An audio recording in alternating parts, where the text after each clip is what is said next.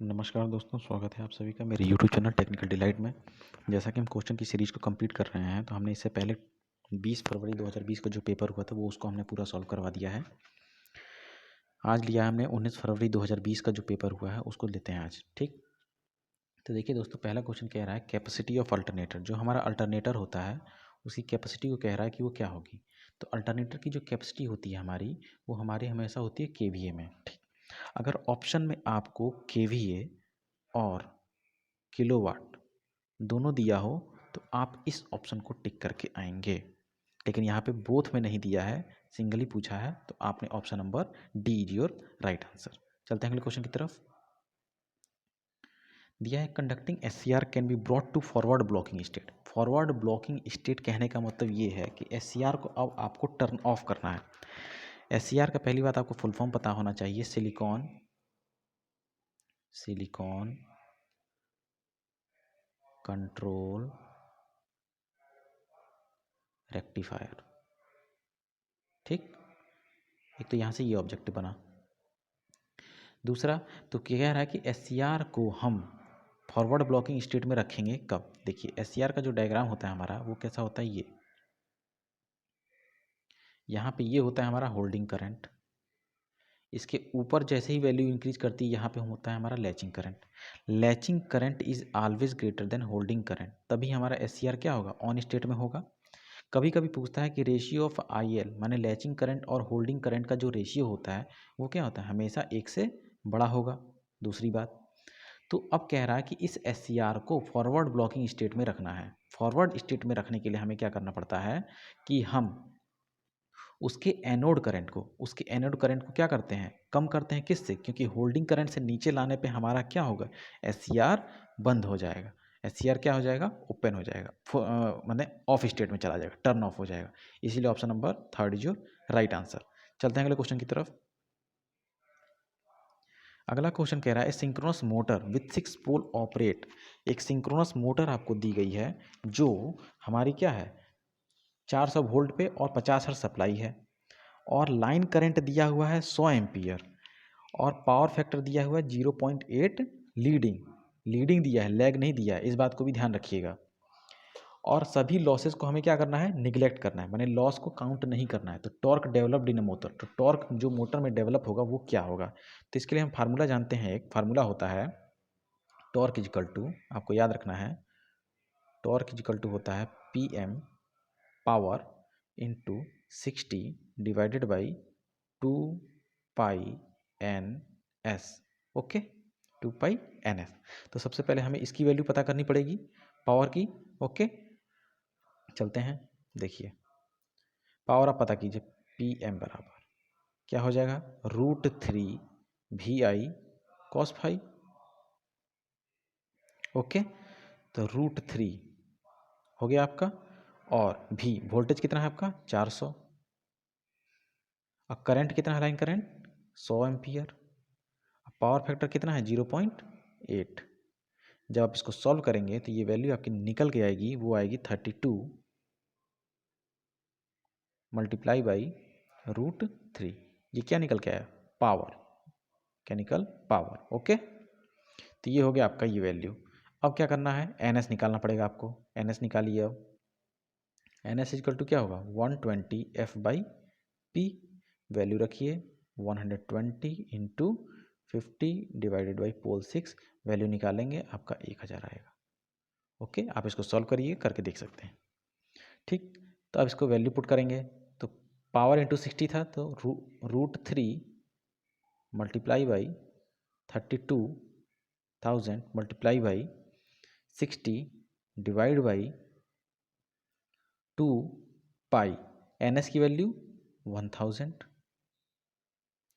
ये 3 जीरो से 3 zero cut जाएंगे आपके, और जब आप इसकी वैल्यू को पूरा कैलकुलेट करिएगा तो ये निकल के आएगा क्या आपका 960 √3 बाई पाई। पाई का वैल्यू कंसीडर मत करिएगा, पाई को उसी तरह छोड़ दीजिएगा। ओके, आई थिंक आपको समझ में आ गया होगा। चलते हैं अगले क्वेश्चन की तरफ। दिया है हाफ वेव रेक्टिफायर सर्किट। एक हाफ वेव रेक्टिफायर सर्किट में कैपेसिटर फिल्टर लगा है, 200 वोल्ट सोर्स से कनेक्ट है, जिसकी फ्रीक्वेंसी कितनी है 50 हर्ट्ज, सप्लाई है एसी, आउटपुट वोल्टेज कैपेसिटर के क्रॉस। तो आउटपुट जो हमारे कैपेसिटर के क्रॉस आएगा तो ये वैल्यू जो होती है क्या होती है, आरएमएस। लेकिन जो हमारे कैपेसिटर की वैल्यू आएगी वो क्या आएगी, मैक्सिमम वैल्यू, वी मैक्स। तो वी मैक्स बराबर क्या हो जाएगा आपका, वी एम बाई, सॉरी एक सेकेंड, वी मैक्स, वी जैसे आर एम एस लिखते हैं हम, V R M S equal to क्या होता है, वी एम बाई √2। ओके, तो आर एम एस की वैल्यू आपको पता है और उसके क्रॉस क्या होगी, मैक्सिमम वैल्यू। मैक्सिमम वैल्यू जब होगी तो आर एम एस वैल्यू आपको क्या दी हुई है, 200, और इधर क्या हो जाएगा, √2 इक्वल टू वी एम। यही वैल्यू क्या होगी आपके कैपेसिटर के क्रॉस दिखाई देगी, इसलिए option number C is your correct answer. चलते हैं अगले क्वेश्चन की तरफ। दिया है कि निम्नलिखित चित्र में से कौन सा हैंड टूल दर्शाया गया है, तो ये आपको पता ही है, रिंच दर्शाया गया है, ऑप्शन नंबर ए। दिया है कि कौन सी इसमें से प्रॉपर्टी किसी भी इंसुलेटिंग मटेरियल जो हमारे विद्युत के कुचालक पदार्थ हैं उनकी इनमें से कौन सा गुण नहीं है, तो उसकी लो परमिटिविटी होती है। लेकिन कभी भी हमारा जो कुचालक है, तार के ऊपर जो हमारा पीवीसी का लेयर रहता है, कभी हम ऐसा चाहते हैं क्या कि वो पानी सोख ले, ऐसा कभी नहीं चाहते, इसलिए option number 2 is your right answer. चलते हैं अगले क्वेश्चन की तरफ। With reference of lighting arrester, lighting arrester के रेफरेंस में आर्किंग ग्राउंड में ऑकर इन, तो आर्किंग ग्राउंड में ऑकर इन तो वो क्या करते हैं, अंडरग्राउंड सिस्टम में ही तो करते हैं। विथ रेफरेंस आर्किंग अरेस्टर को जो आर्किंग ग्राउंड करते हैं वो कहाँ करते हैं, अंडरग्राउंड सिस्टम में करते हैं। मैंने आर्किंग, उससे आर्किंग ग्राउंड को हम अंडरग्राउंड सिस्टम में किया जाता है। ओके, चलते हैं अगले क्वेश्चन की तरफ।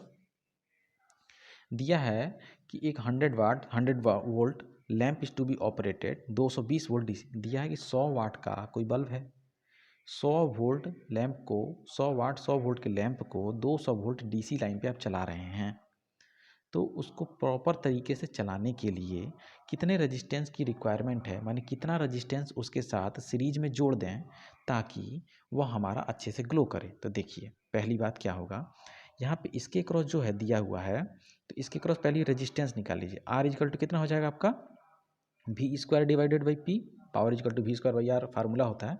ओके, तो वोल्टेज जो है वो हो गया 100 इंटू 100 डिवाइडेड बाई 100, रेजिस्टेंस कितना आ गया 100। ओके, जब ये 100 आ गया, अब क्या करना है, 100 ओम प्रतिरोध आ गया। अब वोल्टेज कितना दे रहा है, 200 वोल्ट, इसका वोल्टेज कितना है 100 वोल्ट। तो जब 100 वोल्ट, देखिए कैसे, एक मान लीजिए ये प्रतिरोध है, प्रतिरोध की भाषा में समझिए आप। ओके, यहाँ से आप दिए 200 वोल्ट। ओके, ये मान लीजिए बल्ब है, इसी के साथ सीरीज में प्रतिरोध लगाना है, तो इसका जो रेजिस्टेंस है वो तो 100 ओम ही आया ना। इसका जो रेजिस्टेंस आएगा कितना जोड़ दें, यानी कहने का मतलब कितना जोड़ दें कि इसको जो मिले 100 वोल्ट मिले, और जब इसको 100 वोल्ट मिले तो यानी 100 वोल्ट किसके क्रॉस जाएगा, इस वाले प्रतिरोध के क्रॉस। 100 वोल्ट किस प्रतिरोध के क्रॉस जाएगा, इस वाले प्रतिरोध के क्रॉस। तो यहाँ का हमें वोल्टेज पता चल गया और रजिस्टेंस हमें पता नहीं है, तो 100 वोल्ट दिया हुआ है आपको, और यहाँ से हम क्या करेंगे, आई का वैल्यू निकाल लेंगे, तो हमें क्या पता चल जाएगा, यहाँ से आई का वैल्यू निकाल दीजिए। पावर इज इक्वल टू क्या होता है, V I, I is equal to P upon V, यानी 1 एम्पियर आ गया। और जब 1 एम्पियर आ गया तो यहाँ पे जो आर का मान आएगा क्या होगा, वी अपॉन आई। जब वी अपॉन आई की वैल्यू रखेंगे तो वोल्टेज कितना 100 वोल्ट इसके क्रॉस लाना है, और करंट कितना 1, तो प्रतिरोध का मान कितना 100। That is your answer. चलते हैं अगले क्वेश्चन की तरफ, उम्मीद करता हूँ आपको ये समझ में आया होगा। ओके, दिया है कि full wave uncontrolled rectifier is connected to AC supply of 200 sin omega t and supplying a resistive load of 10 ohm. Assuming the diode are ideal, the rectifier efficiency is, rectifier efficiency जो होती है हमारी वो होती है half wave के case में होती है 40.6%, और हमारी फुल वेव के केस में होती है 81.2%। तो आइडियल केस दिया है तो 81 के अप्रोक्स जो आंसर है वही आपका आंसर। ओके, चलते हैं अगले क्वेश्चन की तरफ। दिया है वह वाइंडिंग जिसमें फेरों को निकटवर्ती खांचों यानी में 2 या 2 से अधिक श्रेणी क्रम में संयोजित कुंडलियों में वितरित किया जाता है, उसे क्या कहा जाता है। तो देखिए इस चीज़ को मैं आपको समझाने की कोशिश करूँगा एक डायग्राम के माध्यम से। देखते हैं यहाँ पे, देखिए दोस्तों, यहाँ पे एक वाइंडिंग क्या दिया हुआ है आपको, कंसंट्रेटेड, एक दिया हुआ है क्या आपको डिस्ट्रीब्यूटेड। ओके, तो ये वाली जो डिस्ट्रीब्यूटेड है इसमें देखिए एक क्या है, एक माने एक कोई ये पार्ट है मान लीजिए, इसके ऊपर आपने पूरी तरह वाइंडिंग कर दी, और एक ये टर्मिनल निकाल के फिर इस तरह से कनेक्शन कर रहे हैं, तो इस तरह की वाइंडिंग कहलाती है कॉन्सेंट्रेटेड वाइंडिंग। उसके बाद एक ये स्लॉट कटे हुए हैं, इस स्लॉट से लेके इस तार को इस तरीके से लपेटा गया है, फिर अगर इस स्लॉट से इस स्लॉट में लपेटा गया है इस तरीके से, इस तरह की वाइंडिंग कहलाती है हमारी डिस्ट्रीब्यूटेड वाइंडिंग। तो वही हमारा क्वेश्चन में पूछ रहा था कि क्या कहेंगे इस चीज़ को। ओके, चलते हैं क्वेश्चन। तो हमारी क्या होगी, वह वाइंडिंग जिसमें निकटवर्ती खांचों में दो या दो से अधिक श्रेणी क्रम में संयोजित कुंडलियों में वितरित किया जाए, उसे हम कहेंगे डिस्ट्रीब्यूटेड वाइंडिंग, यानी वितरित प्रकार की वाइंडिंग। चलते हैं अगले क्वेश्चन की तरफ। दिया है कि ये सिंगल फेज एसी, माने कोई भी एसी है, सप्लाई दी गई है 1000 वाट, उसका वोल्टेज 200 वोल्ट है, and a leading current 10 ampere है। जो करंट हमारा क्या है, अग्रगामी करंट जो है वो हमारा क्या है, 10 एम्पियर का है। Power factor of the circuit, तो पावर फैक्टर क्या होगा, पहली बात करंट लीडिंग है तो लीडिंग तो होगा, ये तो हमारा ऑप्शन नंबर कि क्या हो गया, ये डिसाइड हो गया कि इसमें से कोई एक आंसर होगा। लेकिन अब इसमें से कौन सा आंसर होगा ये नहीं पता है। आपको दोस्तों पता होगा पावर ट्रायंगल से ये होता है क्या, वाट, किलोवाट, ये होता है क्या, kVAR, ये होता है क्या, kVA, ये होता है हमारा एक्टिव पावर, ये होता है रिएक्टिव पावर, ये होता है अपरेंट पावर। ओके, तो power factor is equal to क्या होता है हमारा, आपको लाल बटा कक्का याद होगा,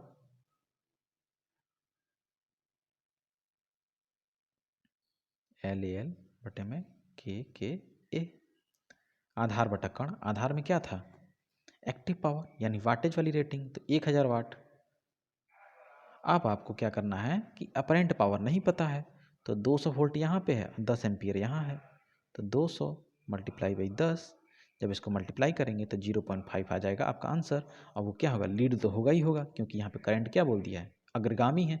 अब करंट अग्रगामी तब होता है जब हमारा क्या हो, लोड क्या हो, कैपेसिटिव हो, यानी संधारित्र लोड हो। चलते हैं अगले क्वेश्चन की तरफ। दिया है which of the following is not a safe work practice that can prevent an electric accident. माने कहने का मतलब ये है कि कभी भी कोई इलेक्ट्रिकल कार्य को करने जाते हैं, विद्युतीय कार्य को करने जाते हैं, तो कई सारी सावधानियों को बरता जाता है। तो इसमें से कौन सा उसमें से सावधानी नहीं है, नहीं है पूछा है, ये नहीं पूछा कि कौन सी सावधानी है, पूछा है कि नहीं है। पहला लीजिए ऑप्शन, लिया है कि D energising electric equipment from the inspection और रिपेयर। कहने का मतलब ये है कि कोई विद्युतीय उपकरण होता है तो हम उसे रिपेयर करने से पहले या उसे देखने से पहले उसे हम क्या करते हैं, डिस्चार्ज कर देते हैं, यानी उदासीन अवस्था में ला देते हैं। अब इसका बेसिक एग्जांपल आपको समझाऊंगा। तब आपने कभी देखा होगा, मिठाई की दुकानों पे गए होंगे या किसी भी दुकान पे, तो आपने देखा होगा अंदर 2 रॉड लगी रहती है, ओके, और इस तरीके से कोई जालीनुमा बना रहता है, और ताकि यहाँ पे कोई भी कीड़े वगैरह आए तो उसमें क्या हो जाए, मर जाए। तो आपने देखा होगा कि वो क्या होगा, जब उसको आप बंद कर देते हैं, चाहे आप रैकेट जो होता है मच्छर मारने वाला उसको भी देखे होंगे, तो जब आप उसका बटन दबाए रखते हैं तो बटन बंद कर दिए, लेकिन तब भी क्या रहता है, उसमें जो प्लेट रहती है जो हमारी, उसमें क्या रहता है, चार्ज रहता है अभी। तो जब तक उसमें कुछ आके, उसमें आप क्या किसी पेन से टच करवाते हैं मेटेलिक पार्ट से, तब जाके वो चिट की आवाज़ करता है, तब वो डिस्चार्ज होता है। तो वही कहने का मतलब ये है कि कहते हैं कि कभी भी उस कार्य को करने से पहले पहले क्या करेंगे, उसे डी एनर्जाइज यानी उदासीन अवस्था में ला लेंगे, ये तो करेंगे ही करेंगे। किसी भी इलेक्ट्रिकल टूल्स का मेंटेनेंस तो करते हैं, यह तो विशेष रूप से। फिर कह रहा है कि exercising caution when working near energize line. तो हम कहने का मतलब, एक्सरसाइजिंग का मतलब ये है कि सावधानियां बरतते हैं किसी भी इलेक्ट्रिकल लाइन के पास कार्य करने में, तो ये तो करते हैं। लेकिन कह रहा है नेग्लेक्ट कर दें उस यूज़ ऑफ प्रोटेक्टिव इक्विपमेंट, माने लगाना है हमको प्लायर, लगा रहे हैं कुछ और इक्विपमेंट, तो इस तरह का कार्य तो हम कभी भी नहीं करते हैं। तो इसीलिए option number 3 is your correct answer. चलते हैं अगले क्वेश्चन की तरफ। दिया है कि current gain of amplifier is 400 without feedback, with a negative feedback of a current attenuation the effective current gain will be. तो देखिए, इफेक्टिव करंट गेन को हम दर्शाएंगे कैपिटल जी से। इसका फार्मूला होता है स्मॉल जी यानी current gain divided by 1 plus G into attenuation. Okay, अब यहाँ पे वैल्यू पुट करते जाइए। आपको करंट गेन कितना दिया है? 400। 1 प्लस 400 मल्टीप्लाई बाई अटेन्यूएशन की वैल्यू 0.01। जब आप इसकी वैल्यू को सॉल्व करेंगे तो आपका वैल्यू निकल कितना आएगा? 80 करंट गेन आपका आ जाएगा। Okay, effective current gain, that is your answer. इसके लिए आपको फार्मूला पता होना चाहिए था। ओके, चलते हैं अगले क्वेश्चन की तरफ। दिया है कि एमीटर का रीडिंग इसमें से क्या होगा। पूछ रहा है आपसे एमीटर का रीडिंग इसमें क्या होगा। सॉरी, देखिए ये दोनों क्या है, सीरीज में जुड़ेंगे तो 20 ओम। 20 और 20 किस में? पैरेलल में, तो बचेगा क्या? 10 ओम। फिर ये किस में? सीरीज में, तो बचेगा क्या? 20 ओम।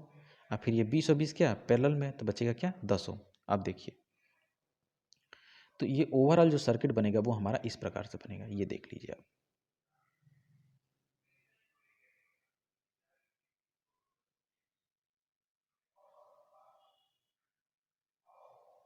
ओके, ये 10, ये 10, 200 वोल्ट दिया है टोटल, दोनों सीरीज में रेजिस्टेंस हो गए तो 20 ओम।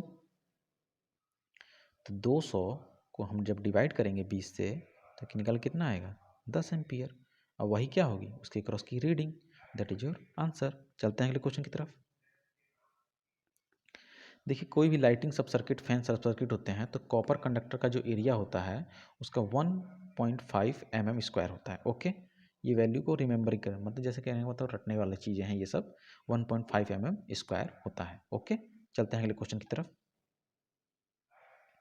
कि यहाँ in DC generator windage losses is, windage loss है माने हवा के कारण होने वाला जो लॉस है, हवा के कारण जो होने वाली हानि है वह क्या होती है।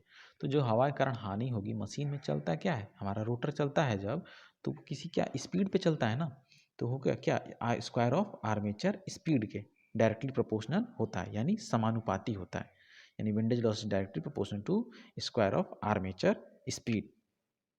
ओके, चलते हैं अगले क्वेश्चन की तरफ। दिया है कि डोमेस्टिक वायरिंग में earth wire should not be less than, earth wire का जो साइज होता है वो हमारा 14 स्टैंडर्ड वायर से कम नहीं होना चाहिए। और हमारा जो इरेक्शन वर्क होता है, यानी कहने का मतलब जो हमारे घर के बाहर जो आरसीसी पोल लगा होता है उस पर जो हम अर्थ करते हैं उसकी वैल्यू होती है 8 स्टैंडर्ड वायर गेज। ओके, ये दोनों क्वेश्चन आपसे पूछा जाता है। चलते हैं अगले क्वेश्चन की तरफ। एक सेकेंड, क्वेश्चन को मैं थोड़ा जूम कर दूं। दिया है कि वेरिएबल रिलक्टेंस स्टेपर मोटर है 4 पोल, एक रिलक्टेंस स्टेपर मोटर है जिसमें 4 पोल हैं एंड विथ 10 टीथ, 10 दांत हैं, और किसमें? सभी में है। With step angle, what is the step angle if rotor has 80 teeth. इससे पहले 20 तारीख का मैंने जो पेपर सॉल्व करवाया था उसमें भी ये क्वेश्चन था और मैंने आपको इसको सॉल्व भी करवाया था। स्टेप एंगल का फार्मूला मैंने आपको बताया था, स्टेप एंगल इक्वल टू होता है तुम्हारा क्या? एन एस, स्टेप एंगल का जो हमारा फार्मूला आएगा निकल के वो होता है N S minus N R divided by N S into N R multiply by 360। अब एन एस कहने का मतलब स्टेटर पे जो टीथ हैं वो और रोटर पे जो टीथ हैं वो। ओके, तो इसको सॉल्व करिए आप। स्टेटर पे टीथ हैं 80 और रोटर पे कितने होंगे? पोल 40 और 10, 40 गुणे 10, 10 गुणे 4 40 minus 40 divided by 80 into 40 multiply by 360। Okay, इस चीज़ को आप सॉल्व करेंगे तो आंसर आपका निकल के आएगा 4.5। आपको फार्मूला याद होना चाहिए। ओके, चलते हैं अगले क्वेश्चन की तरफ। दिया है कि इलेक्ट्रिक डिस्चार्ज लैम्प, यानी जो हमारा डिस्चार्ज लैम्प होता है उसमें प्रोडक्शन ऑफ लाइट एनर्जी जो होता है वो किसके कारण होता है। तो हमारे जो जितने भी डिस्चार्ज लैम्प हैं उनमें जो हमारी प्रकाशीय तरंग जो निकलती, प्रकाश की प्रकाश ऊर्जा जो निकलती है वह जो उसमें गैस भरी गई है या जो वेपर भरा गया है उसके चार्ज होने के कारण आयोनाइज होती है वो, तब उसके कारण ही हमारा क्या होता है? लाइट रे निकलती है। तो इसीलिए option number D is your right answer. चलते हैं अगले क्वेश्चन की तरफ। With reference to distribution of an alternator pitch factor is the ratio of EMF induce. जो पिच फैक्टर होता है वो pitch factor is the ratio क्या होता है हमारा short pitch winding to the full pitch winding, that is your answer. जो हमारी शॉर्ट पिच कहने का मतलब ये है कि जो वाइंडिंग करते हैं, देखिए मान लीजिए ये है, इनके बीच में फेज डिस्प्लेसमेंट हमारा क्या है 180 डिग्री। अब ये 180 पे ना घूम के इससे पहले ही घूम जाए, ये कहलाएगा शॉर्ट पिच। और 180 पे ना घूम के ये 180 से ज़्यादा पे घूम जाए तो कहलाएगा हमारा क्या ओवर पिच। क्या है ओवर पिच। ठीक, तो कह रहा है कि ईएमएफ जो जनरेट होता है ये इन्हीं वाइंडिंग के कंस्ट्रक्शन के, ये जो वाइंडिंग जिस प्रकार से हम करते हैं उसी के आधार पे। तो वही क्वेश्चन में पूछा गया है आपसे, क्या pitch factor is the ratio of EMF. उसमें जो ईएमएफ इंड्यूस होता है वो किसका रेशियो होता है, हमारा जो बेस वैल्यू है वो कौन सा है फुल पिच वाइंडिंग, और शॉर्ट पिच वाइंडिंग से उन दोनों का रेशियो। तो वही चीज़ आपसे पूछी गई है। चलते हैं अगले क्वेश्चन की तरफ। दिया है क्या, a DC series motor develop a torque of 10 newton metre. कोई डीसी सीरीज मोटर है 10 न्यूटन मीटर का टॉर्क पैदा करती है जब उसमें लाइन करंट दिया जाता है 5 एम्पियर का।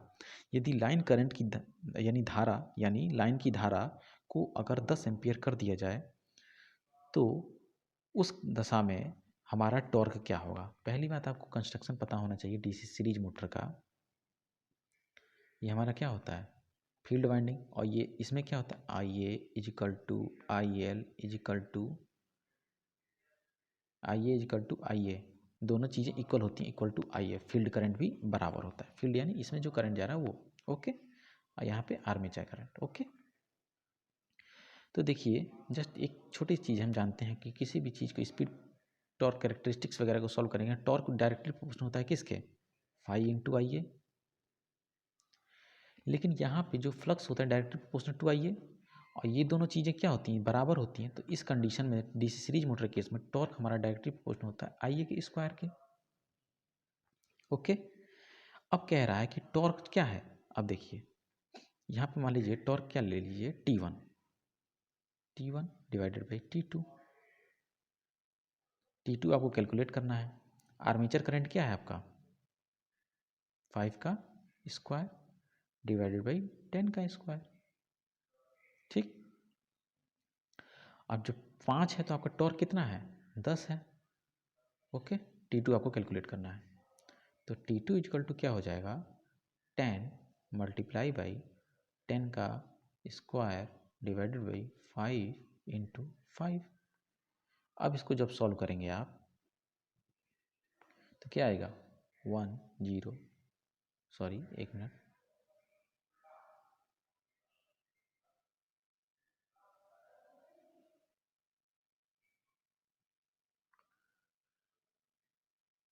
10 into 10 into 10 divided by 5 into 5 to 2 कितना आया 40 newton meter, that is your answer. चलते हैं अगले क्वेश्चन की तरफ।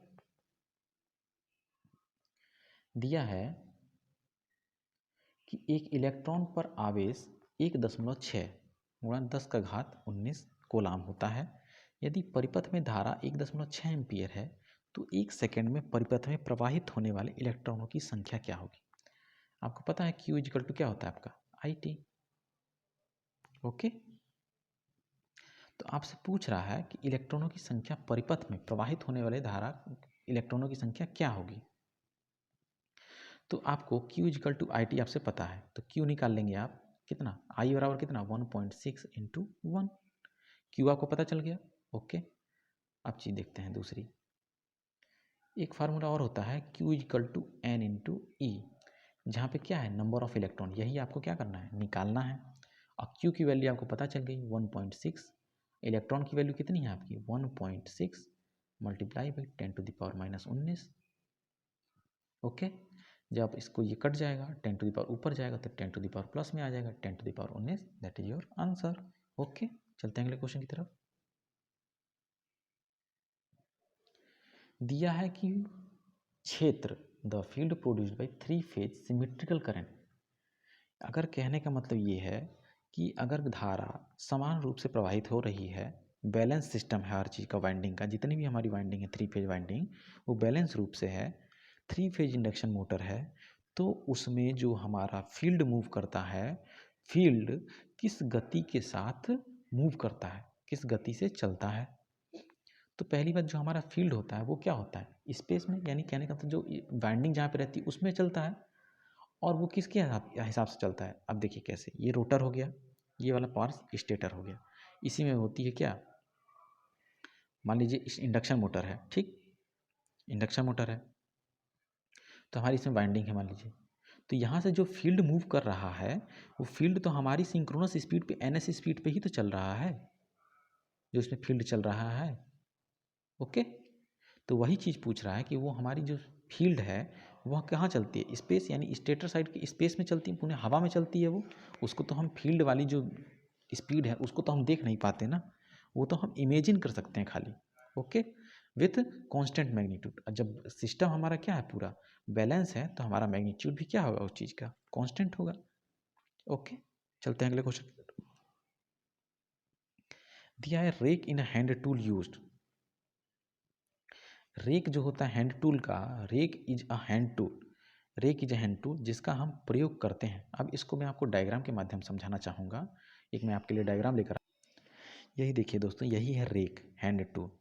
तो इसका प्रयोग जो होता है आप कहाँ करते हैं, बाहर ही तो करते हैं। अब ब्रूम माने साफ सफाई के लिए, बाहर के रूप में, आउटडोर साइड में, तो यही है क्या, आपका टूल है। ओके, यही चीज़ बनी हुई थी, इससे मदद साफ सफाई करने के काम में आती है और इसी से आप खींचते हैं। ओके, तो यहाँ पे क्या हो जाएगा आपका option, option number 4 is your correct answer.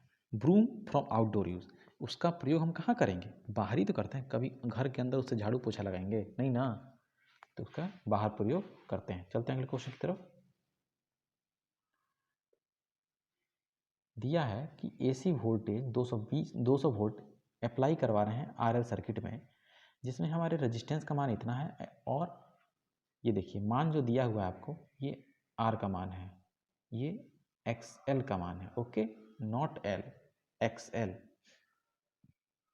तो पहली बात यहाँ से आपको क्या निकालना पड़ेगा, एक्टिव पावर पूछ रहा है आपसे, रिएक्टिव पावर पूछ रहा है, दोनों चीज़ें आपको पता होनी चाहिए। एक्टिव पावर जो होता है हमारा क्या होता है, वी आई कॉस फाई।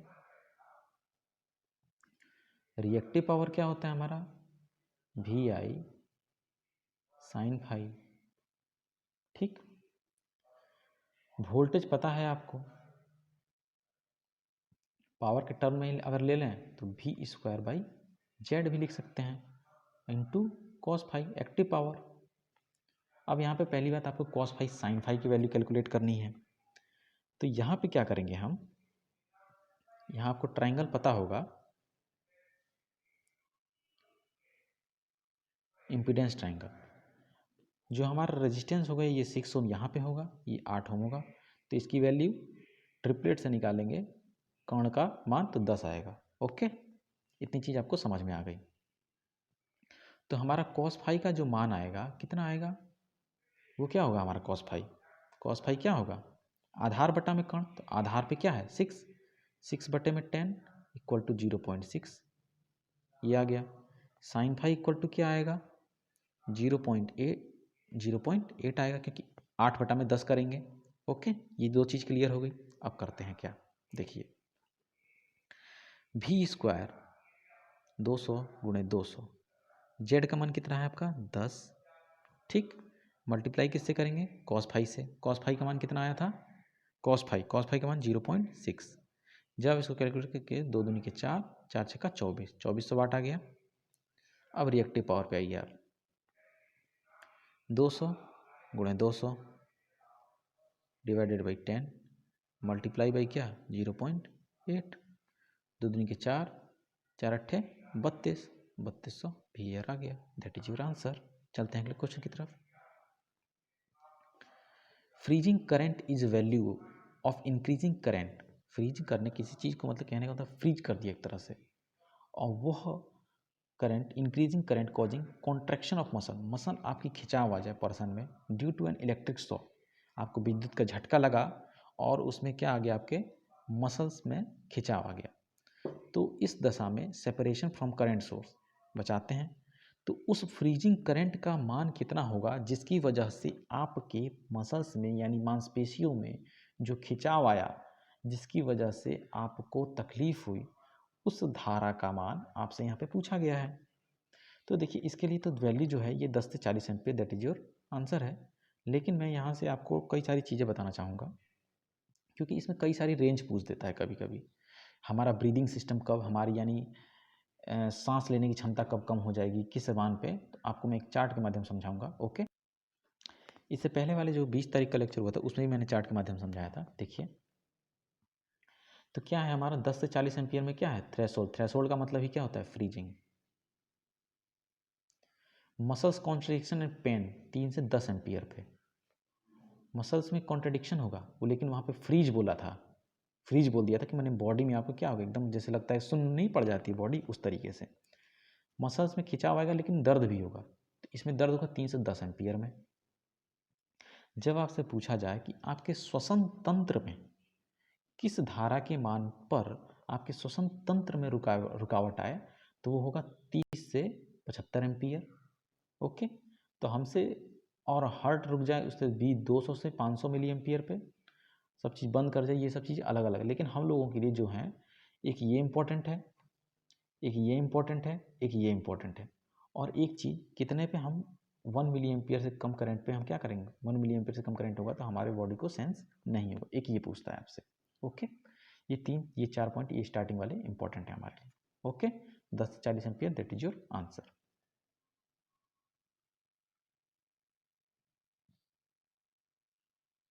उम्मीद करता हूँ ये चीज़ आपको समझ में आ गई होगी। दिया है कि which of the following work on the principle of electromagnetic induction. तो इलेक्ट्रोमैग्नेटिक इंडक्शन पे हम जस्ट ये कई बार पढ़े होंगे। ट्रांसफार्मर जो होता है, ट्रांसफार्मर क्या होता है हमारा, इलेक्ट्रोमैग्नेटिक इंडक्शन पे काम करता है। क्यों? क्योंकि इसमें प्राइमरी वाइंडिंग होती है और फिर इधर सेकेंडरी वाइंडिंग होती है। तो ये मैग्नेटिज्म के माध्यम से ही तो इधर से इधर क्या होता है हमारा, फ्लक्स के माध्यम, मैग्नेटिज्म के माध्यम से ही तो इधर इंड्यूस्ड ईएमएफ होती है। तो इसीलिए का ट्रांसफार्मर में इलेक्ट्रोमैग्नेटिक इंडक्शन होता है। चलते हैं अगले क्वेश्चन की तरफ। दिया है कि दो डीसी स्रोत में से प्रत्येक का खुला पथित ओपन सर्किट वोल्टेज जो है 24 वोल्ट है, आंतरिक प्रतिरोध 0.2 ओम है। यदि दोनों स्रोत समानांतर क्रम में जुड़े हुए हों और शॉर्ट सर्किट करंट हो जाए। देखिए डायग्राम के माध्यम से समझते हैं इसको कैसे। आपके पास दो डीसी सोर्स दिया हुआ है। ओके, एक ये हो गया, एक ये हो गया। ओके, इंटरनल रेजिस्टेंस लगा दीजिए इसमें और ये लोड रेजिस्टेंस लगा दीजिए। ठीक, ये भी 24 वोल्ट है, ये भी 24 वोल्ट है, पैरेलल में वोल्टेज समान हो जाएगा आपका। प्रतिरोध का मान इसका 0.2, इसका भी प्रतिरोध का मान 0.2। ठीक, शॉर्ट सर्किट हो गया। शॉर्ट सर्किट हो गया इसका मतलब क्या हो गया, इस रेजिस्टेंस का मान खत्म। अब ये दोनों क्या है हमारे, पैरेलल में है। 0.2 डिवाइडेड प्रतिरोध का मान बटे प्रतिरोध की संख्या, यानी 0.1 क्या हो गया, रेजिस्टेंस का मान। वोल्टेज कितना आपका, 24 वोल्ट। ओके, तो आई शॉर्ट सर्किट करंट बराबर 24 को भाग देंगे समतुल्य प्रतिरोध से, तो हमारा आंसर निकल के आएगा 240। That is your answer. उम्मीद करता हूँ ये चीज़ आपको समझ में आई होगी। चलते हैं अगले क्वेश्चन की तरफ। दिया है कि हाउस वायरिंग में फ्यूज को हम रखते हैं, तो कभी भी हाउस वायरिंग जो हम फ्यूज वगैरह क्या लगाते हैं, हमेशा से जो हमारा फेज वायर होता है उसी में तो लगाते हैं, in series with phase wire. That is your answer. चलते हैं अगले क्वेश्चन की तरफ। नियॉन सर्किट टेस्टर, जो हमारा नियॉन, जैसे आप जो टेस्टर यूज़ करते हैं ना उसमें नियॉन बल्ब लगा होता है। ओके, तो नियॉन बल्ब लगा रहता है कि वो कह रहा है कि उसका इनस्पेसिंग एंड यूजफुल टूल फॉर, यानी किसके लिए हम करते हैं, आखिर उस टेस्टर का क्या प्रयोग करते हैं, यही तो देखते हैं कि कौन सा फेज है कौन सा न्यूट्रल है, इसी के लिए तो करते हैं कि check whether the wire is live और नॉट। लाइव का मतलब फेज वायर, कौन सा फेज है कौन सा न्यूट्रल है, यही तो चीज़ पता करते हैं। क्या आप उसे चेक कंटिन्यूटी चेक कर पाएंगे, कभी नहीं कर पाएंगे। ठीक, अर्थ रेजिस्टेंस उससे मेजर कर पाएंगे, नहीं कर पाएंगे। मेजरिंग लाइन करंट, धारा का कोई मान देता है आपको 2 एम्पियर 4 एम्पियर, ऐसा तो देता नहीं है। तो क्या करते हैं, उसे चेक करते हैं कि वायर लाइव है या फेज वायर है कि नहीं है, इतना ही तो करते हैं, उसका इतना ही रोल है। ठीक, चलते हैं अगले क्वेश्चन की तरफ। दिया है कि केबलों में इंटरशीथ ग्रेडिंग में स्पेस परावैद्युत का उपयोग किया जाता है। तो हमारे होमोजीनियस प्रकार का, होमोजीनियस कहने का तात्पर्य यह है, होमोजीनियस कहने का मतलब यह है कि ये एक मान लीजिए केबल है, केबल के ऊपर होमोजीनियस माने कहने का मतलब समान रूप से कई सारी लेयर के रूप में जो फॉर्म किया जाता है, यानी सजातीय रूप से, यही चीज़ कहलाती है क्या, ग्रेडिंग। इसी को क्या कहते हैं, ग्रेडिंग, यानी डिफरेंट डिफरेंट इंसुलेशन का प्रयोग करना। ठीक, यही चीज़ है। तो वो वही पूछ रहा है कि होमोजीनियस प्रकार की परावैद्युत का उपयोग किया जाता है। ठीक, चलते हैं अगले क्वेश्चन की तरफ। अब बताइए, ये तो आप ही कर देंगे। चित्र में दर्शाया गया चेतावनी का संकेत क्या इंगित करता है? कि भैया बिजली का घेरा है वो उससे दूर रहिए, यही तो दर्शा रहा है। चलते हैं अगले क्वेश्चन की तरफ। ये जो है हमारा दिया हुआ है कि दिए गए एलसी परिपथ में 50 हर्ट्ज की आपूर्ति संयोजित है, दोलनों की आवृत्ति होगी। दोलनों की जो आवृत्ति होगी, जब यहाँ पे आप 50 दे रहे हैं, एक सेकेंड, यहाँ पे जब सप्लाई ही आप 50 दे रहे हैं तो इसकी आवृत्ति क्या होगी, 50 ही तो होगी। Okay, that is your answer. चलते हैं अगले क्वेश्चन की तरफ। दिया है magnetizing force acting in a magnetic circuit of a mean length 1 mm 400 ampere turn per meter. तो पूछ रहा है धारा का मान क्या होगा जो इस प्रवाह के लिए उत्तरदायी होगी 40 टर्न की कॉइल में। तो मैग्नेटाइजिंग फोर्स यानी चुंबकत्व बल जो होता है H इजिकल टू, हमारा फार्मूला होता है हमारा NI/L। ये फार्मूला आपको याद होना चाहिए।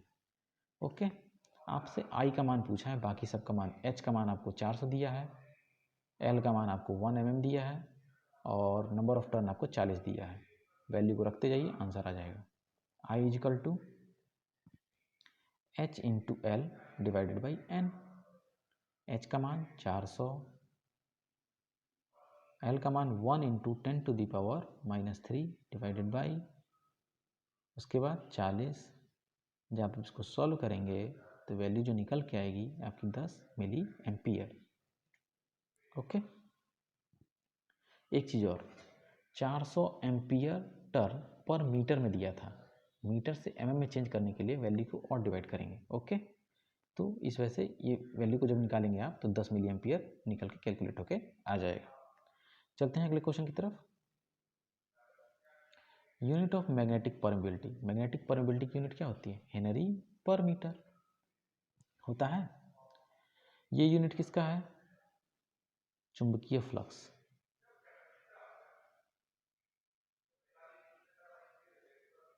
चुंबकीय फ्लक्स का। ठीक, चलते हैं अगले क्वेश्चन की तरफ। दिया है कि जब DOL स्टार्टर से हम इंडक्शन मोटर को स्टार्ट करते हैं तब उसमें जो हमारा प्रारंभिक धारा लेता है वह कितने के बराबर होता है। तो जो हम DOL स्टार्टर स्टार्ट करते हैं तो हमारा प्रारंभिक धारा 5 से 6 गुना होता है। जो मोटर हमारी फुल लोड पे जितना करंट लेगी उसकी तुलना में वह 5 से 6 गुना ज़्यादा लेता है। क्यों, क्योंकि स्टार्टिंग के समय टॉर्क क्या होता है, ज़्यादा होता है, और टॉर्क डायरेक्टली प्रोपोर्शनल होता है किसके, करंट के।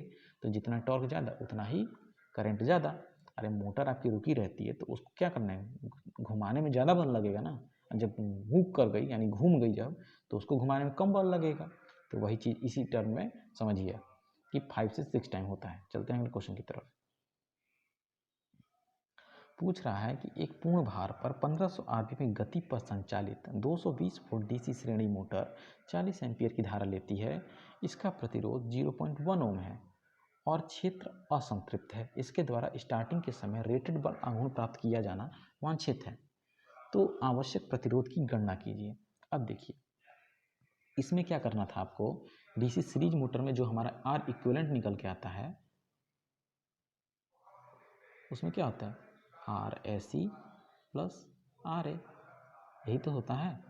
तो आपको एक सेकंड क्वेश्चन को नीचे करना है, सॉरी। तो आपसे पूछा गया है यहाँ पे क्या, कि उसके साथ श्रेणी में जो हम प्रतिरोध का मान लगाएंगे वो कितना होगा। तो पहली बात यहाँ से आपको पता करना है कि प्रतिरोध है कितना। तो मैंने कहने का मतलब ये है कि आपको प्रतिरोध निकाल लेना है पहले। तो 200 वोल्ट V अपॉन आई, 200 बटे में 40, वैल्यू आपको दी हुई है 5 ओम। ओके, 5 ओम प्रतिरोध चाहिए। अब कहने का मतलब ये है कि आपको 0.1 मिल गया है। 5 ओम प्रतिरोध होना चाहिए अगर इस सप्लाई पे आपको चलाना है तो। 0.1 आपको मिल चुका है। ठीक, जब 0.1 आपको मिल चुका है तो आर इक्वलेंट आपको 0.1 मिल चुका है। आर ए की वैल्यू 0.1 आपको दी हुई है और प्लस आर एस सी आपसे पूछा जा रहा है। तो 5 minus 0.1 equal to R S C, इसको घटाएंगे 4.9 ohm, that is your answer. Basic सा क्वेश्चन था। चलते हैं अगले क्वेश्चन की तरफ। कह रहा है कि रिवर्स बायस में पीएन जंक्शन डायोड जो होता है, करंट थ्रू द जंक्शन अगर इंक्रीज कर दिया जाए, करंट क्या कर दें, बढ़ा दें। जब करंट को बढ़ा देंगे तो उस दशा में क्या होगा। देखिए, कोई भी हमारा डायोड होता है, जैसे रिवर्स में ये होता है फॉरवर्ड बेस, ये होता है हमारा रिवर्स बेस। तो जैसे ही जंक्शन के थ्रू करंट बढ़ाएंगे, हमारा रिवर्स बेस में लेके आएंगे, तो अचानक से तेजी से क्या होगा, रिवर्स बेस में आ जाएगा। तो इस दशा पे क्या कहलाता है, ये ब्रेकडाउन वोल्टेज ही तो कहलाता है। क्या कहलाता है हमारा, breakdown voltage. That is your answer. चलते हैं अगले क्वेश्चन की तरफ। दिया है कि कौन सी सिंगल फेज मोटर है जो हमारी अच्छे पावर फैक्टर पे कार्य करती है। तो वो हमारी कैपेसिटर स्टार्ट, कैपेसिटर रन मोटरें क्या होती है, अच्छे पावर फैक्टर पे कार्य करती है। क्यों, क्योंकि ये लीडिंग पावर फैक्टर देगी। क्योंकि हमारा क्या है, कैपेसिटर दो कैपेसिटर लगा हुआ है और दोनों कैपेसिटर क्या देगा हमें, अग्रगामी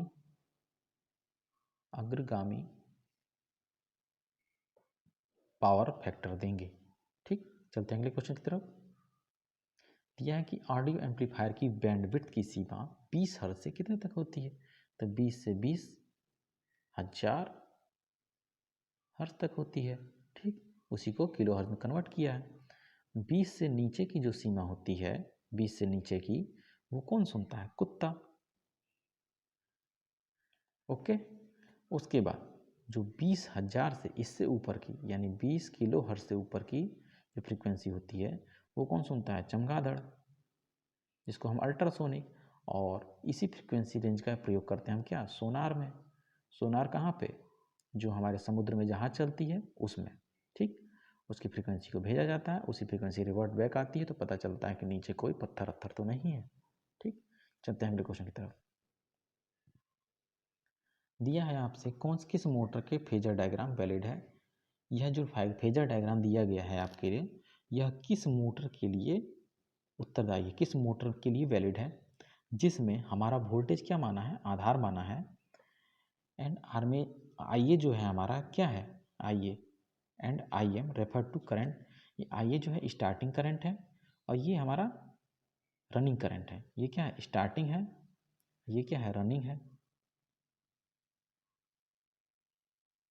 ठीक, तो ऐसा किस में संभव है, तो ऐसा सिर्फ कैपेसिटर स्टार्ट मोटर में ही संभव है।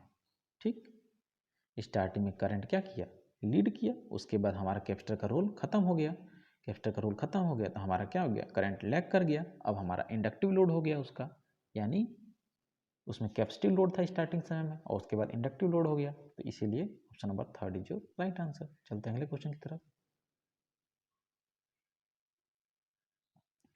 देखिए, इस क्वेश्चन में क्या कह रहा है आपसे, सॉरी, हाँ, कह रहा है दिए गए परिपथ में ट्रांजिस्टर को पूर्णतया ऑन करने के लिए आवश्यक न्यूनतम बेस धारा ज्ञात कीजिए। अच्छा, तो देखिए बेस धारा कैसे निकालेंगे आप। पहली बात, आपको एक फार्मूला पता होना चाहिए। मान लीजिए कोई ट्रांजिस्टर है, कई सारे कॉन्सेप्ट यहाँ से क्लियर करिए आप। ये बेस है, ये इमीटर है, ये कलेक्टर है। ठीक, 3 टर्मिनल होगा, इन दोनों के बीच में होता है अल्फा। ठीक, इन दोनों के बीच में होता है बीटा, इन दोनों के बीच में होता है क्या, गामा। ठीक, अब अल्फा इजकल टू देखिए, यहीं से समझाता जा रहा हूँ आपको, आई सी बटे में आई ई होता है। उसके बाद बीटा इजकल टू होता है हमारा क्या, आई सी बटे में आई बी। गामा बराबर होता है क्या, आई ई बटे में आई बी। ठीक, इन तीनों पॉइंट को आप नोट कर लीजिए, आपके लिए बहुत ही महत्वपूर्ण है। अब देखिए यहाँ पे आपसे पूछा है, अगर बीटा आपको पता दिया हुआ है, आपसे पूछा है बेस करंट, यानी आपको पता है बीटा इज इक्वल टू क्या होता है, IC divided by IB, base current. अगर आपको कहीं से IC पता चल जाए तो बीटा को दिया हुआ IB निकाल लेंगे आप। अब IC निकालने के लिए क्या करेंगे, यहाँ पे कलेक्टर रीजन है तो यहाँ से क्या करेंगे, आपको IC कैलकुलेट कर लीजिए। IC इज इक्वल टू क्या हो गया, वोल्टेज अपॉन रजिस्टेंस 1 × 10⁻³ जब इसको कैलकुलेट करेंगे तो वैल्यू कितनी निकल के आएगी, 0.012 ओके। अब 0.012 आ गया, अब क्या करेंगे 0.012 ओके। अब IB जब निकालेंगे आप इक्वल टू क्या हो जाएगा, जब IB निकालेंगे तो IC divided by beta, IC की वैल्यू 0.012, सॉरी एक मिनट, 0.012 डिवाइडेड बीटा की वैल्यू 60। जब इसको डिवाइड करेंगे तो वैल्यू निकल के आएगी 0.2 milliampere okay, that is your answer. चलते हैं अगले क्वेश्चन की तरफ। दिया है क्वेश्चन की the resistance value of space change more significantly with change in temperature. तापमान के परिवर्तन के साथ साथ किसमें मोर ज़्यादा चेंज होगा, तो वो क्या कहलाएगा, हमारा थर्मिस्टर में क्या होता है हमारा तापमान, क्योंकि थर्मिस्टर जो होता है निगेटिव टेम्परेचर बढ़ेगा रेजिस्टेंस घटेगा, तो यही पूछ रहा है कि रेजिस्टेंस की वैल्यू में किस में चेंज होगा, इन सब में चेंज होगा। कहने का तो कार्बन कंपोजिशन में भी होगा, लेकिन मोर सिग्निफिकेंटली माने ज़्यादा उत्तरदायी किस में होगा, हमारा थर्मिस्टर में होगा ओके। चलते हैं अगले क्वेश्चन की तरफ। विद्युत उपकरणों में प्रेषित और परिपथ चालकों के साथ इससे निकलने वाली विद्युत धारा का मान कितने से अधिक हो जाता है तो भूसंपर्कन दोष रोधक परिपथ को बाधित कर देते हैं। बाधित करने का मतलब रोक देते हैं, तो ये 5 मिली एम्पियर से जब ज़्यादा हो जाए तो परिपथ को रोक देते हैं ओके। चलते हैं अगले क्वेश्चन की तरफ। निम्नलिखित में किस हैंड टूल का प्रयोग पाइप या रॉड जैसी गोल चीज़ों को पकड़ने, तारों को मरोड़ने और काटने जैसे कार्यों के लिए किया जाता है, तो जस्ट बेसिक आंसर है प्लायर। ठीक, स्क्रू ड्राइवर बोल्ट कसने के लिए करते हैं। अरे कभी आज मैंने आपको दिखाया है फिगर में, फाइल से क्या करते हैं, किसी भी चीज़ की धार को नुकीला करते हैं, किसी चीज़ को साफ रगड़ने का काम करते हैं। ठीक, चलते हैं अगले क्वेश्चन की तरफ। दिया सिंगल फेज घरेलू उपकरणों की वोल्टेज रेटिंग सामान्यतः किस सीमा के अंतर्गत होती है, आपको भी पता है 200 से 250 वोल्ट घर में सप्लाई आती है। चलते हैं अगले क्वेश्चन की तरफ। दिया internal resistance of human including the skin is approximately in the range of, कह रहा है किस रेंज के अनुपात में होती है। आपको नॉर्मली जो क्वेश्चन देता है तो 1000 ओम मार के आते हैं आप। ठीक, अब 1000 ओम का रेंज देख लीजिए, इसी में मैच कर रहा है, तो इसी में दैट इज योर आंसर। और किसी ऑप्शन में मैच करेगा, आपको ऑप्शन इसी हिसाब से दिया जाएगा ताकि आप आंसर टिक कर पाएँ। ठीक, चलते हैं अगले क्वेश्चन की तरफ।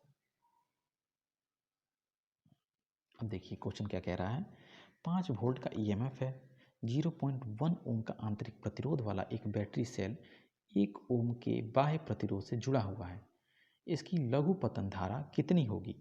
लघु पतन यानी कहने का मतलब शॉर्ट सर्किट होने पे इसकी धारा कितनी होगी। जैसे इससे पहले भी एक क्वेश्चन था, बिल्कुल हूबहू वही क्वेश्चन है। ISC बराबर जो हमारा वोल्टेज होगा वो वोल्टेज कितना 5 है। अब ये बैटरी का जो सेल बाह्य प्रतिरोध, जो कि मैं डायग्राम बनाकर ही समझा दूँ आपको। मान लीजिए ये कोई सोर्स है, इसका इंटरनल रेजिस्टेंस है, ये क्या है हमारा बाह्य प्रतिरोध है, ये 1 ओम का है, ये 0.1 का है और ये 5 वोल्ट है। जब शॉर्ट सर्किट हो गया तो ये तो ख़त्म। ठीक, हाई करंट फ्लो, तो इसमें केवल रेजिस्टेंस क्या रह गया ये। ठीक, तो ISC बराबर वोल्टेज डिवाइडेड बाई 0.1, जब इसको डिवाइड करेंगे आप तो आएगा क्या 50 ampere, that is your answer. चलते हैं अगले क्वेश्चन की तरफ। दिया है which of the following motor does not have constant speed characteristics. कह रहा है किसका कांस्टेंट स्पीड कैरेक्टरिस्टिक्स नहीं होता है, यानी इसका मतलब ये है कि इन तीनों का होता है। डीसी शंट मोटर आप जानते ही हैं कांस्टेंट स्पीड के लिए जानी जाती है, इसे लेथ मशीन में प्रयोग करते हैं। Hysteresis motor sound recording machine में कांस्टेंट स्पीड होती है। रिलक्टेंस मोटर का प्रयोग कहाँ करते हैं हमारा, इसका सॉरी आई रिमेंबर नहीं है मैं, लेकिन इस रिलक्टेंस मोटर को और हिस्टेरेसिस मोटर को दोनों को अनएक्साइटेड सिंक्रोनस मोटर भी कहा जाता है। ये बात भी आपको याद रखनी है, ठीक। तो हमारा यूनिवर्सल मोटर का प्रयोग कहाँ करते हैं, मिक्सी में। और देखते हैं हम मिक्सी में क्या 1 2 3 बार घुमा घुमा के उसकी डिफरेंट स्पीड लेते हैं, तो उसमें कहाँ होता है स्पीड, कांस्टेंट स्पीड को हम नहीं लेते हैं, उसमें डिफरेंट स्पीड लेते हैं। तो वही चीज़ आपसे क्वेश्चन में पूछी गई है, इसलिए universal motor is your correct answer. निम्नलिखित में से कौन सा वायरिंग का सबसे सुरक्षित प्रकार है, तो सबसे सुरक्षित प्रकार जो है हमारा कॉन्सील्ड कंड्यूट वायरिंग होती है, ठीक। आप देखिए कैसे, जो आपके कॉलेज में जो वर्कशॉप वाला एरिया होगा वहाँ पर कॉन्सील्ड कंड्यूट वायरिंग ही की जाती है, ठीक। लेबर अब ये क्वेश्चन पूछा जाता है कि वर्कशॉप में कौन सी वायरिंग का प्रयोग करते हैं, वर्कशॉप में कौन सी वायरिंग का प्रयोग करते हैं, तो हम कॉन्सील्ड कंड्यूट वायरिंग का ही प्रयोग करते हैं। ये बात भी याद रखिएगा, दैट इज योर आंसर। अगर ये चीज़ आपको पसंद आती है, आपको अच्छा लगता है, तो चैनल को सब्सक्राइब करें। और आपको कोई भी किसी भी एग्जाम का कोई पेपर सॉल्व करवाना है, वो चीज़ आपके पास अवेलेबल है, तो कमेंट बॉक्स में आप सेंड कर सकते हैं, चाहे आप भेज सकते हैं और मैं उसको सॉल्व करवा दूंगा। उम्मीद है ये वीडियो आपको पसंद आया होगा। चैनल पर बने रहिए और चैनल को लाइक करना ना भूलें, चैनल को सब्सक्राइब करें और अधिक से अधिक लोगों तक शेयर करें। धन्यवाद।